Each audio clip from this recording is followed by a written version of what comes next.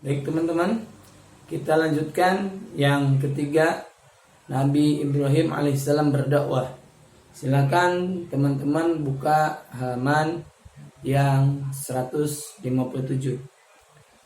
Nabi Ibrahim alaihissalam diangkat menjadi rasul, diangkat menjadi nabi dan rasul oleh Allah Subhanahu wa taala yang bertugas untuk berdakwah, untuk mengajarkan tauhid,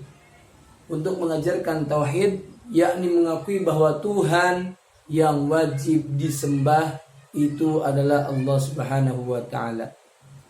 Nabiullah Ibrahim alaihissalam mengajak kaumnya untuk menyembah Allah Subhanahu wa taala dan meninggalkan berhala. Namun masyarakat tidak mau ketika Nabiullah Ibrahim alaihissalam untuk mengajak berdakwah, untuk mengajak masuk dakwah Nabiullah Ibrahim alaihissalam untuk menyembah kepada Allah Subhanahu wa taala. Mereka tetap menolak. Kenapa mereka menolak? Dikarenakan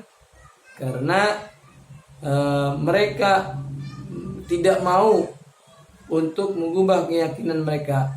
Pada suatu hari diadakan upacara ritual menyembah berhala. Semua orang berkumpul untuk di lapangan, termasuk Raja Namrud alaihissalam. Ketika itu Nabiullah Ibrahim alaihissalam, mereka ada di lapangan. Nabi Ibrahim masuk ke ruangan yang begitu besar. Di situ ada berhala-berhala yang disembah oleh Raja Namrud dan rakyatnya. Setelah itu Nabi Ibrahim kemudian berhala-berhala yang ada di situ sama Nabi Ibrahim alaihissalam dihancurkan.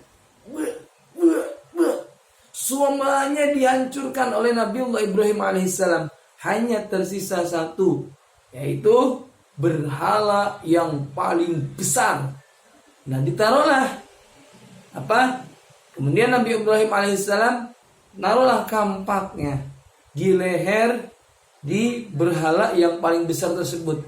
Setelah itu beliau pergi meninggalkan rumah berhala itu, lapangan itu. Begitu acara ritual selesai, orang-orang merasakan kaget. Tuhannya semuanya hancur, Tuhannya semuanya mati. Bukan mati ya, hancur lebur. Cuman hanya ada satu berhala yang terbesar di situ tidak mati. Terus Raja Namrud memerintahkan pengawalnya, "Wahai pengawal, siapkan pasukan untuk mencari siapa orang yang membunuh Tuhanku." Kata Raja Namrud. Lalu pengawal-pengawalnya mencari orang yang menghancurkan berhala tersebut. Lepas begitu ditangkaplah Nabiullah Ibrahim alaihissalam dan dibawa menghadap Raja Namrud. "Wahai Raja Namrud, nih pelaku yang merusak berhala, pelaku yang merusak Tuhan kita." Kata siapa tuh? Kata pengawal Raja Namrud. Begitu murkanya Raja Namrud melihat Nabiullah Ibrahim alaihissalam. Nabiullah alaihissalam jawab, "Bukan saya wahai Raja, tetapi berhala yang besar itulah yang telah menghancurkannya, yang telah merusaknya. Lihat." Nah, lihat di situ ada kampak di lehernya. Raja Namrud pun mulai heran. Masa iya gitu kan? Berhala hanya patung yang tidak dapat berbuat apa-apa, sehingga tidak mungkin ia yang merusaknya. Itu rasa heran yang ada dalam pikiran Raja Namrud. Apakah sudah terbuka tentang keimanan? Walaupun dia meyakini bahwa patung yang ada di situ, patung yang terbesar ada di situ, yang digelantungin kampak di lehernya, kata Raja Namrud, tidak mungkin benda mati bisa merusak. Terus Nabi Ibrahim alaihissalam sambil tersenyum dan berkata, "Jika tidak dapat berbuat apa-apa, mengapa harus disembah? Mengapa engkau menyembah?" Kata Nabiullah Ibrahim, "Sembahlah Allah, Tuhan yang maha kuasa, yang maha berkuasa daripada berhala-berhala itu. Raja Namrud malu mendengar perkataan Nabiullah Ibrahim alaihissalam. Perkataan Nabiullah alaihissalam benar. Berhala memang tidak dapat berbuat apa-apa, akan tetapi karena gengsinya Raja Namrud dan marah. Langsung Raja Namrud memerintahkan kepada pengawalnya, pengawal, bawa Raja Namrud, bawa Nabi Ibrahim alaihissalam. Nabi Ibrahim dibawa ke lapangan dan diikat di atas kayu bakar. Api kemudian dinyalakan, berkobarlah membakar kayu dan tubuh Nabiullah Ibrahim alaihissalam.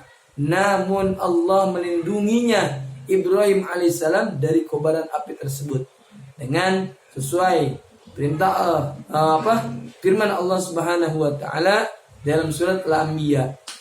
Qulna ya nar nukuni bardan wa salaman ala Ibrahim. Yang artinya kata Allah, kami berfirman, wahai api, jadilah kamu dingin dan menyelamat bagi Ibrahim alaihissalam. Namun Nabi Ibrahim alaihissalam tidak merasakan panas sedikit pun dalam kobaran api tersebut. Apa perintah kekuasaan Allah Subhanahu wa taala? Atas perintah kekuasaan Allah Subhanahu wa taala, api itu tidak panas, malahan menjadi dingin dan melindungi dari badan jasadnya Nabiullah Ibrahim alaihissalam.